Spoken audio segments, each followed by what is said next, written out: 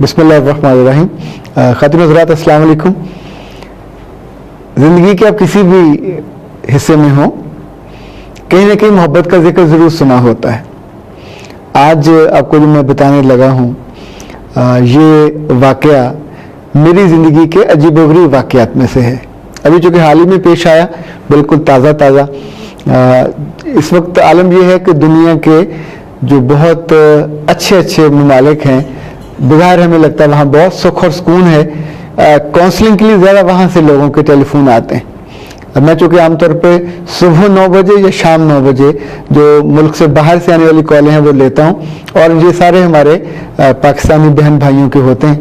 ये call Athens से आई, यूनान से, एक नौजवान की जो गुजरात से पाकिस्तान से गया। उसका मैं नाम आपको नहीं बताऊंगा, लेकिन जैसी अजीबोगरीब मोहब्बत है जो मैंने अपने पूरे करियर में कभी न सुनी न सोची। उसने कहा कि मुझे जो मोहब्बत हुई है पिछले 3-4 माह में, वो इतनी शदीद है कि जब वो मेरे सामने मेरा महबूब नहीं होता तो मेरे आंखों से मुसलसल आंसू बहते। उसने अपना घर छोड़ दिया, वो वहाँ रह रहा है उसके करीब। दोनों ने एक ही दिन एक अदारे को ज्वाइन किया। पहला दिन पहला कदम इकट्ठे ही गए। ये पाकिस्तान से है और उसका ताल्लुक सीरिया से है। ये जो सीरिया में जब हमला हुआ और बहुत से लोग वहाँ शहीद हुए, तो बचने वालों में से वो शामिल। उस ताल्लुक की उसकी ज़िंदगी पे इतना बड़ा फ़र्क पड़ा, इतना शदीद कि आप सोच भी नहीं सकते। चूँकि जो मुहाजिर हैं सीरिया के, अब उनको यूएनओ ने अपनी ले लिया है साए में, तो अब उसको अगली जो प्लेसमेंट आ रही है वो जर्मनी में आ रही है। वो जो सोच के मरा जा रहा है कि वो चला जाएगा, जी हाँ चला जाएगा, तो उसका क्या बनेगा। अम्माद उसका नाम, आप समझे, मिसाल के तौर पे ले लेते हैं। वो उसके जाने से पहले 3 दफ़ा जर्मनी जाने की गलत कागजात पे, जाली कागजात पे कोशिश कर चुका है कि मैं वहाँ पहुँच जाऊँ उससे पहले, ताकि दूरी का जो हमारे दरमियान है वो फासला ना आए और मुझे उसके बिना जीना ना पड़े। मैंने उससे पूछा इस शदीद मोहब्बत की वजह क्या है। देखिए, इंसान तो कई सारी बातें सोचता है। मैं आमतौर पे ऐसे मौक़ों पे सोच के सवालात को रोकता हूँ और अगले फर्द को समझने की कोशिश करता हूँ। उसने कहा कि जब से वो मेरी ज़िंदगी में आया उसने मुझे हैरान कर दिया। उसने कहा कि मेरे 22 बहन भाई थे और मेरे माँ बाप, 24 लोग एक घर में रहते थे। फिर उसने इससे पूछा कि तुम्हारे माँ बाप जिंदा हैं? उसने कहा हाँ। कहा तुम्हें मैंने कभी शुक्र करते नहीं देखा। फिर उसने पूछा तुम्हारे बहन भाई जिंदा हैं? इसने कहा हाँ। उसने कहा मेरे 22 बहन भाइयों में से सिर्फ हम 3 बचे, 2 जर्मनी में हैं, एक मैं यहाँ हूँ यूनान में, और बाकी सारे के सारे हमारी आंखों के सामने उसी घर में कुछ फायरिंग से मरे, कुछ घर गिरने से मरे, और उनकी लाशों को हम दफना भी नहीं पाए, उनका दुख भी नहीं मना पाए। तुम क्या जानो दुख क्या होता है, और तुम क्या जानो कि बचने वालों का शुक्र क्या होता है। उसने कहा सर मैंने तो कभी इस बात पे सोचा भी नहीं था कि कोई जिंदा लोगों का शुक्र भी किया जा सकता है।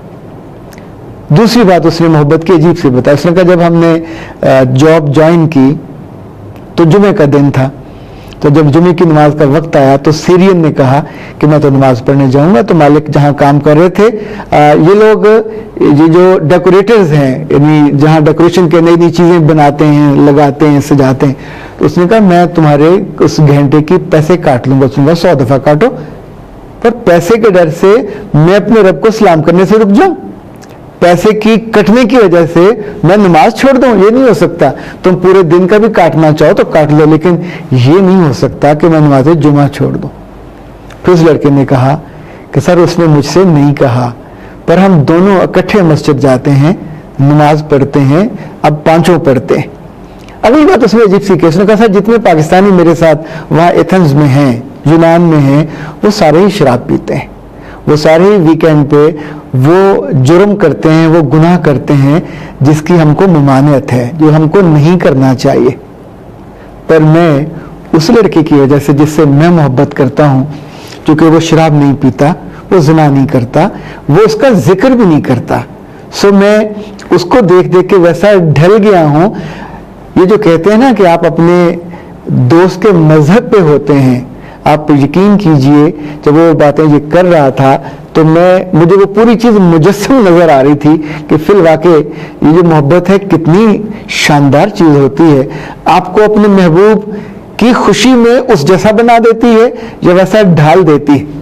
अच्छा, जब ये बात वो मुकम्मल कर चुका और देन उसने रोना शुरू किया कि सर मैं क्या करूं, मैं मर जाऊंगा उसके बिना, तो मैंने उसे कहा अल्लाह के बंदे 1 मिनट को रुक जाओ, तुम सोचो कि ये मोहब्बत में जो तुम बदले हो या जो तुमने काम कर रहे हो, इसमें से कौन सा काम है जो उसके काम आएगा? क्या नमाज उसके काम आएगी? क्या शराब ना पीना उसके काम आएगा? क्या ज़िना से बचना उसके काम आएगा? ये तो सारे तुम्हारे वाले हैं। और एंड ऑफ द डे ये सारे वो काम है जो रब को पसंद है।